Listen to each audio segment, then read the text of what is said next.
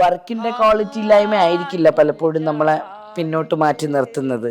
നമുക്കതിനെ സോഴ്സ് ചെയ്യാനോ ബ്രാൻഡ് ചെയ്യാനോ മാർക്കറ്റ് ചെയ്യാനോ ഒന്നും അറിയാത്ത അറിവില്ലായ്മയായിരിക്കാം ചിലപ്പം നമ്മളെ മാറ്റി നിർത്തപ്പെടുന്നത്. അത് ഭയങ്കരമായിട്ട് ആസ് എൻ ഇൻഡിപെൻഡൻ്റ് ആർട്ടിസ്റ്റ് അത് ഭയങ്കര ഒരു ബിഗ് സ്ട്രഗിളാണ്. മനുഷ്യന്മാർ നേരിട്ട് ഇടപെടുന്നത് മൊത്തം ഈ ഡിജിറ്റൽ പ്ലാറ്റ്ഫോമുകളിലൂടെ ആയിപ്പോയി കുറച്ചുകൂടെ. മറ്റത് മനുഷ്യർ അവരുടെ ഫിസിക്കലി പ്രസന്റബിൾ ആവുന്ന സ്ഥലങ്ങളായിരുന്നു ഈ സമര ഇടങ്ങളും അല്ലെങ്കിൽ പോരാട്ട മുഖങ്ങളും ഒക്കെ പല തരത്തിലുള്ള സാധനങ്ങൾ.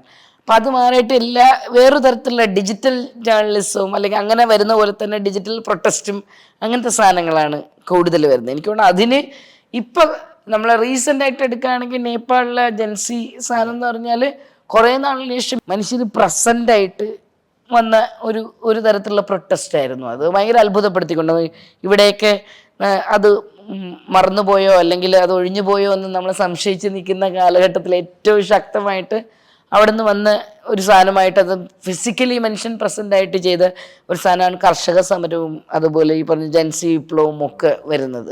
അപ്പം എനിക്ക് തോന്നുന്നു ഈ ബോധ്യങ്ങൾ പലതരത്തിലായിരിക്കാം. മനുഷ്യൻ്റെ പേഴ്സ്പെക്റ്റീവ് എങ്ങനെയാണ് സമൂഹത്തിൽ ഇടപെടേണ്ടത് എന്നുള്ളൊരു പേഴ്സ്പെക്റ്റീവിൽ വന്ന മാറ്റമായിരിക്കാം ചിലപ്പം ഇത്തരത്തിലുള്ള സൃഷ്ടികൾ ഉണ്ടാവുന്നതിൽ കുറച്ചൊക്കെ കുറവ് വരുന്നതിന് കാരണം എന്നുള്ളതാണ്. പിന്നെ അവയർനെസ്, ഏത് തരത്തിലാണ് ഇതിനെക്കുറിച്ചുള്ള അവയർനെസ്, കുട്ടികൾ എങ്ങനെയാണ് പുതിയ തലമുറയ്ക്ക് ഇതിനെ മനസ്സിലാക്കാൻ പറ്റുന്നത് എന്നൊക്കെ ഉള്ളതനുസരിച്ചിട്ട് ഇതിൻ്റെ ഒരു എക്സ്പ്രഷൻ സ്പേസുകളും രീതികളും ഒക്കെ മാറുന്നുണ്ടാവും എന്ന് തോന്നുന്നു.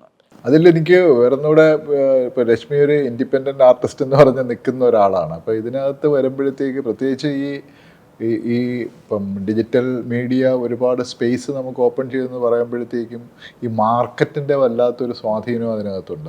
അത് ആരാണ് അതിൽ സക്സസ്സോ അല്ലെങ്കിൽ അതിൻ്റെ ഫെയിലിയറോ ഒക്കെ അൾട്ടിമേറ്റ്ലി നിർണ്ണയിക്കുന്നത് ഈ മാർക്കറ്റിലൂടെയാണ്. അപ്പോൾ ഒരു ഇൻഡിപെൻഡൻ്റ് ആയിട്ട് നിൽക്കുന്ന രശ്മിയെ പോലുള്ള ഒരാൾ ഇതിനോട് തന്നെ ഒരു സ്ട്രഗിൾ ഉണ്ട്. ഉറപ്പായിട്ടുണ്ട്. വളരെ വളരെ സത്യസന്ധമായിട്ടുള്ള കാര്യം ഇപ്പോൾ ചെയ്തിട്ടും പറഞ്ഞത്. ഇതിനെ എങ്ങനെ ഹാൻഡിൽ ചെയ്യണത് എന്നുള്ളത് ആക്ച്വലി അറിയില്ല, പഠിച്ചുകൊണ്ടിരിക്കുകയാണെന്ന് പറയാൻ പറ്റുള്ളൂ. ഇതിനെ ഹാൻഡിൽ ചെയ്ത് തുടങ്ങിയെന്ന് പോലും അവകാശപ്പെടാനുള്ള ഒരു സ്റ്റേജിൽ ഞാൻ എത്തിയിട്ടുണ്ടെന്ന് തോന്നുന്നില്ല. ഇതൊരു ശരിക്കും പറഞ്ഞാൽ ടെക്നിക്കലി തന്നെ അത്രയും ബ്രില്യൻ്റ് ആയിട്ടുള്ള ബ്രാൻഡിങ് മാർക്കറ്റിംഗ് എന്ന് പറയുന്നൊരു വേറൊരു വിഭാഗം വളരെ കൃത്യമായിട്ട് കഴിവുള്ളവർ ചെയ്യാണ്ടുന്ന തലത്തിലാണ് ഈ മാർക്കറ്റുകൾ ആൾക്കാർ ഉണ്ടാക്കുന്നതും അല്ലെങ്കിൽ അതിനെ ബിസിനസ് അതിലുള്ള ബിസിനസ്സുകൾ സംസാരിക്കുന്നതും ഒക്കെ. അതിലെനിക്ക് തോന്നുന്നു അതിൽ പരാജയമായിട്ടുള്ള ഒരാളാണ് ഞാനെന്ന് പറയേണ്ടി വരും ആ തരത്തിൽ. പിന്നെ ഈ പറഞ്ഞ പോലെ അത് നമ്മൾ പഠിക്കേണ്ടിയിരിക്കുന്നു. അല്ലെങ്കിൽ ചിലപ്പോൾ നമ്മളായിരിക്കില്ല, നമ്മളെ തൊട്ടടുത്തുള്ള ആൾക്കാരായിരിക്കും ചിലപ്പോൾ അത് മുഴുവനായിട്ട് പഠിക്കുക. നമ്മൾ ശ്രമങ്ങൾ നടത്തിക്കൊണ്ടിരിക്കുന്നേ ഉള്ളൂ. ഇതൊരു ചലഞ്ചിങ് ഫേസാണ്. ഇപ്പം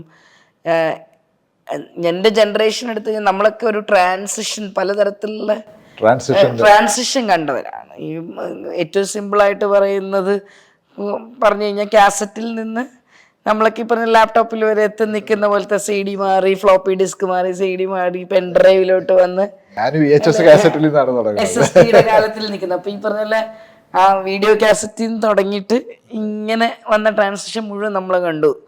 അപ്പോൾ ആ തരത്തിൽ എനിക്ക് തോന്നുന്നു ഇതൊരു വല്ലാത്ത കൺഫ്യൂഷൻ തലമുറയാണ്. അപ്പോൾ കുറച്ചുകൂടെ ക്ലാരിറ്റി വരുമായിരിക്കും ഫോർ ദ നെക്സ്റ്റ് ജനറേഷൻ എന്നാണ് വിചാരിക്കുന്നത്.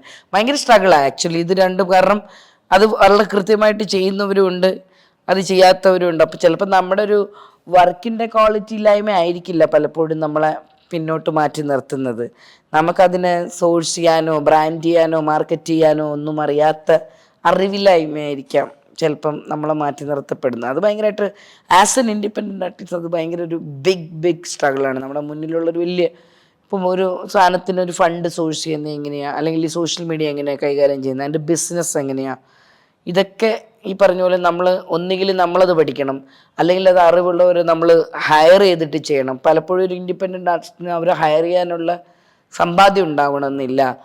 പിന്നെ ഈ പറയുന്ന പോലെ എൻ്റെ ഒരു എൻ്റർടൈൻമെൻറ്റ് സാധനത്തിന് ഇപ്പം സിനിമയിലും ഇതിലുമൊക്കെ ഉള്ള പോലെ അഡ്വർടൈസ്മെൻറ്റിലൊക്കെ ഉള്ള പോലെ ഇട്ട കാശ് അതിൻ്റെ ഇരട്ടിയായിട്ടോ 10 ഇരട്ടിയായിട്ടോ തിരിച്ചു കിട്ടുന്ന ഒരു സ്വഭാവം ഇൻഡിപെൻഡൻറ്റ് മ്യൂസിക് സാധനത്തിന് പൊതുവിൽ കുറവായതുകൊണ്ട് ഞാൻ പറയുന്നത് അങ്ങനെയുള്ള ആർട്ടിസ്റ്റുകളുണ്ട്. ഇൻവേർട്ടഡ് കോമേഴ്സിൽ അങ്ങനെയുള്ള ആർട്ടിസ്റ്റുകളുണ്ട് ഭയങ്കര പോപ്പുലറായിട്ട്. ചിലപ്പം അവരുടെ ഒരു പാട്ട് ഇറങ്ങിക്കഴിഞ്ഞാൽ 1-2 ദിവസം കൊണ്ട് തിരിച്ച് അതിൻ്റെ ഇരട്ടി കിട്ടുന്ന ആർട്ടിസ്റ്റുകളുണ്ട്. വളരെ കുറവാണ്.